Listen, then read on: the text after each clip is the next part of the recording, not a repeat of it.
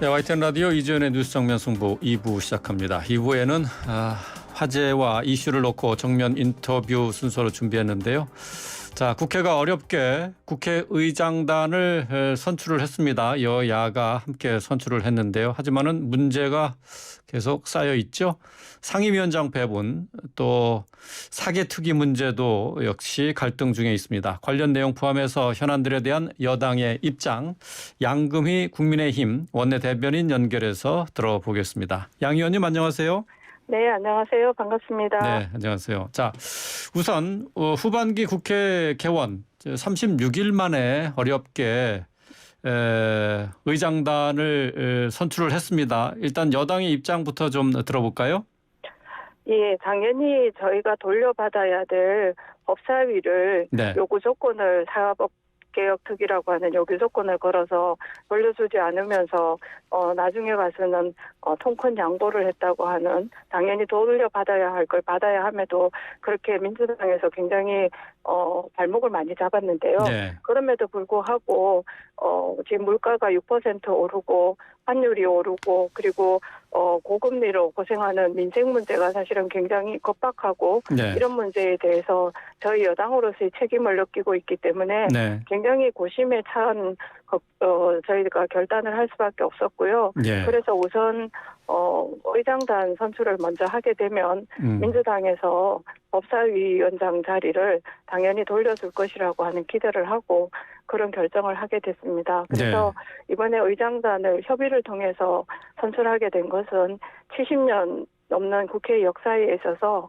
한 번도 국회의장을 이 협의가 없이 선출한 적이 없었습니다. 그런 국회의 관례도 지키고 네. 또 국민들의 어려움을 살피는 그런 국회가 되는데 저희가 많은 고심 끝에 한 결정이라고 말씀드리고 싶고요. 예. 또 이렇게 함으로 인해서 상임위 배분과 관련되어지는 협의에 들어갈 수 있어서 무엇보다도 가장 저희로서는 안심되는 부분이라고 말할 수 있습니다. 네. 말씀하신 것처럼 뭐 의장단을 구성하긴 했습니다마는 법사위원장을 비롯해서 상임위 배분 과정이 아직 해결이 된 게 아닙니다. 자, 네. 여당에서는 좀 애초에 합의대로 11대 7로 배분하자라는 입장이고 말씀하신 것처럼 법사위원장 당연히 국민의힘이 가져가야 된다는 그런 입장이죠? 네, 맞습니다. 11대 7로 상임위를 배분하자는 데는 사실은 우리 당에서도 이견이 없습니다. 네. 그래서 11대 7로 상임위원장을 배분하고요. 대신에 법사위원장을 저희가 가져오는 것에 대해서는 민주당에서도 아마 그게 이견이 없는 걸로 제가 알고 있습니다. 그런데 네. 단 어떤 상임위를 가지고 오느냐 문제에 대해서는 아마 의견을 지금 나누고 있는 것으로 알고 있습니다. 네. 근데 뭐 말씀하신 것처럼 이제 법사위원장을 국민의힘이 가져가는 것에 대해서도 지금 조건이 있잖아요. 사개특위 구성에 역시 참여해야 된다 하는 전제 조건이 붙어 있는데 네. 자, 사개특위 구성 지금 국민의힘 입장에서는 아직 참여에 대한 당론이 결정되지 않은 거죠? 사법개혁특위에 대해서는 이미 저희가 최종 마지노선을 네. 민주당 박홍근 원내대표에게 전달을 했습니다. 사실은 저희가 검수완박이라고 하는 법에 대하여서 일방적이고 또 국민들 여론에 좋지 않은 그러한 법을 강제적으로 통과를 시켰는 그 후속으로 해서 사법개혁특위라고 하는 네. 특위를 만들었는데요. 네. 네. 그 특위도 저희가 사실은 동의하지 않는 상태에서 일방적으로 만들어진 특위입니다.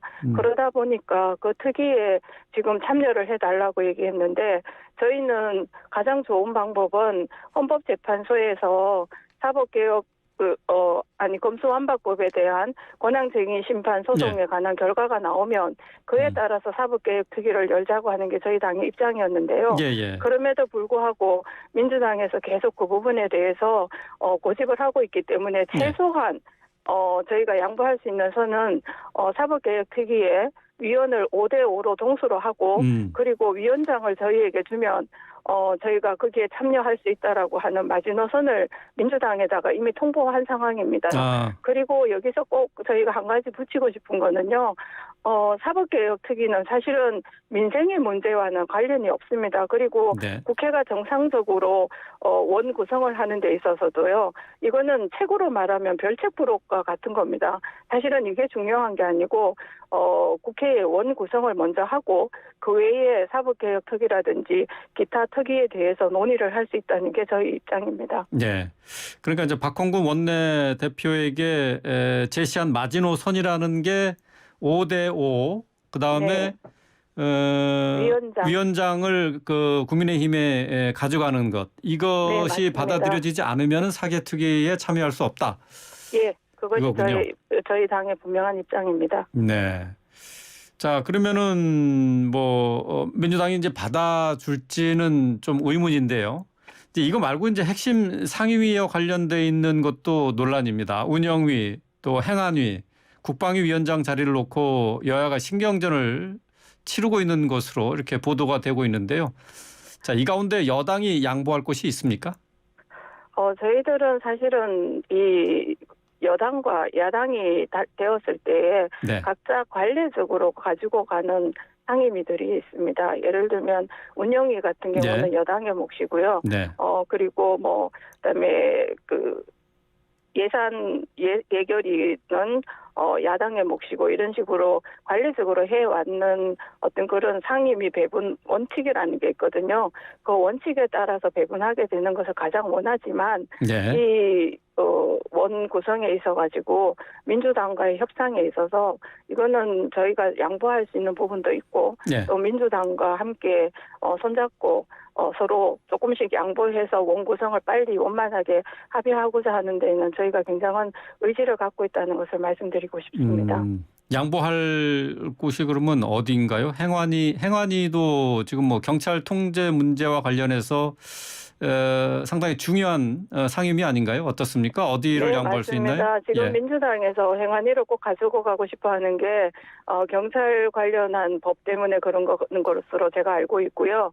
뭐 국방위 같은 경우에도 민주당에서 가지고 가고 싶어 하는데 그것도 이번 서해 공무원 피살 사건과 같은 여러 가지 기존에 문재인 정부 때에 일어난 많은 사건들이 있습니다. 예, 예. 그 부분들 때문에 가지고 가고 싶어 하는데 저희는 꼭 무엇을 가지고 오겠다고 고집하기보다는 네. 민주당하고 협상하는 과정에서 7개의 상임위밖에 사실은 저희가 가지고 올 수가 없습니다. 예, 예, 그렇죠. 그래서 최대한 민주당의 의견도 존중하고 그리고 저희 당의 입장도 반영을 해서 네. 그렇게 잘 원만하게 합의될 수 있도록 저희 나름대로는 보관을 가지고 있다는 것을 말씀드리겠습니다. 그래요. 지금 뭐 얘기할 수는 없지만 어쨌든 협상을 통해서 일부 네. 양보할 수도 있다. 그런 네, 말씀이시네요. 맞습니다. 네. 예. 자, 이번에는 다른 얘기로 좀 가보겠습니다. 자, 인사청문회 없이 임명이 된 박순애 사회부총리 겸 교육부 장관에 대해서 네. 자, 여당은 상임위에서 청문회에 준하는 인사 검증을 하겠다라는 입장을 내놓으셨네요. 네, 맞습니다.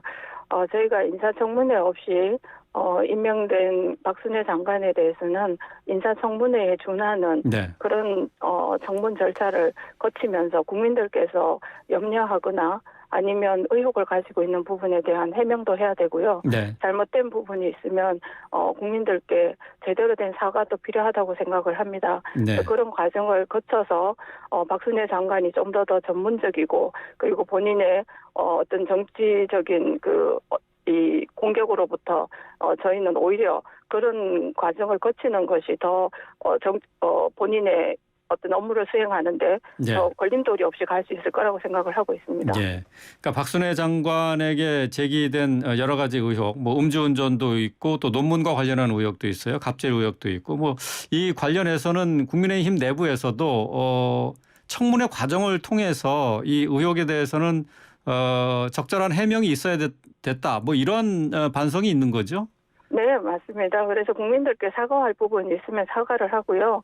또 민주당에서 일방적으로 제기한 의혹이 있는 부분은 또 해명을 해서 국민들께 납득을 시키는 그런 과정이 필요하다고 생각합니다. 네. 근데 민주당에서는 이 청문회 없이 이렇게 임명된 장관에 대해서 국회 출석을 허가할 수 없다라는 입장을 밝히지 않았습니까? 네, 맞습니다. 그건 너무 일방적이죠, 사실은. 그리고 법적으로 맞지도 않고요. 예, 그런 부분에 대해서는 상당히 유감스럽게 생각합니다. 네. 민주당에서 그 상임위 자체를 거부하지 않을까 싶기도 한데 그런 데 대한 뭐 대책은 있으십니까? 거기에 대해서는 저희가 상임위 자체는 서로 간사 간의 합의에 의해서 상임위를 열 수 있도록 되어 있습니다. 네. 그래서 저희가 충분히 민주당에게 저희가 청문회에 준하는 그러한 박순애 장관의 청문 절차를 하겠다고 이야기를 하고 설득을 해야죠. 그 외에는 사실은 딱히 방법이 있을 수가 없다고 저는 생각하고 있습니다. 네.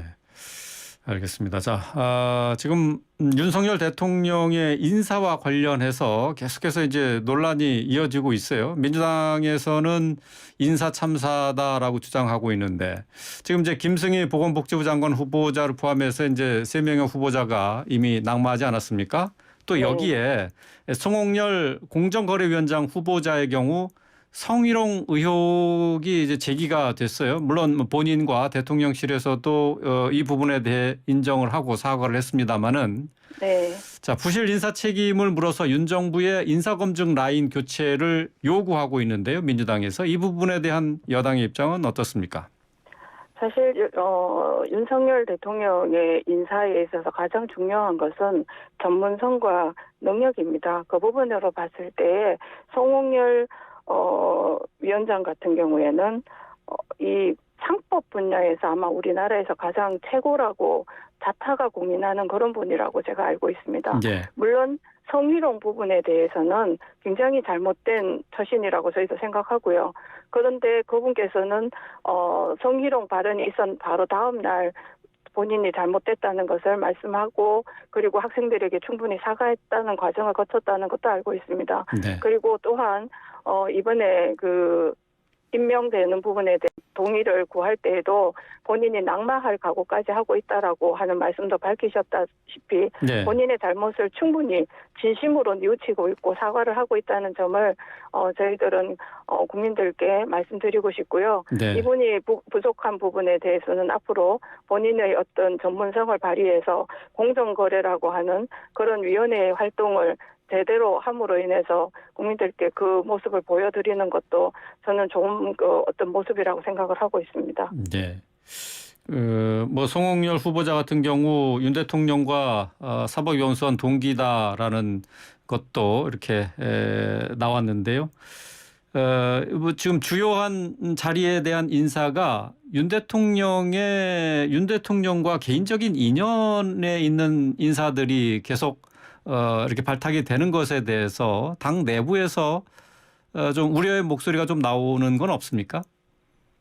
특별히 이 부분에 대해서는요, 윤석열 대통령께서 법조인이셨잖아요. 네. 검찰에 계셨고 또 법학을 전공하신 분이 되다 보니까 법과 관련되어지는 분야에 있는 분들을 인사를 할 때는 본인이 경험하고 또 믿을 수 있다고 하는 사람들을 특별히 아마 임명하지 않았나 그렇게 네. 생각을 하고요. 예. 다른 분야는 또 보시면 아시겠지만 윤석열 대통령하고 특별히 인연이 없는 분들도 많이 임명이 되고 있습니다. 예, 예. 좀 어쨌든 뭐 이제 윤 대통령이 매일 아침에 기자들과 질문과 대답을 계속 이어가는 이른바 그 도어 스태핑이라는 것과 관련해서요. 인사에 관한 네. 문제도 좀 얘기하지 않았습니까? 네. 전 정권 장관 가운데 훌륭한 사람이 있었냐라고 이렇게 얘기를 해서 또 논란을 좀 부르기도 했는데 관련해서 윤 대통령이 이처럼 기자들과 접촉면을 넓히는 것에 뭐 긍정적인 효과도 있지만은 이 도어 스태핑을 통해서 부정적으로 대통령에 대한 인식이 확산되는 데 대한 우려는 좀 없습니까?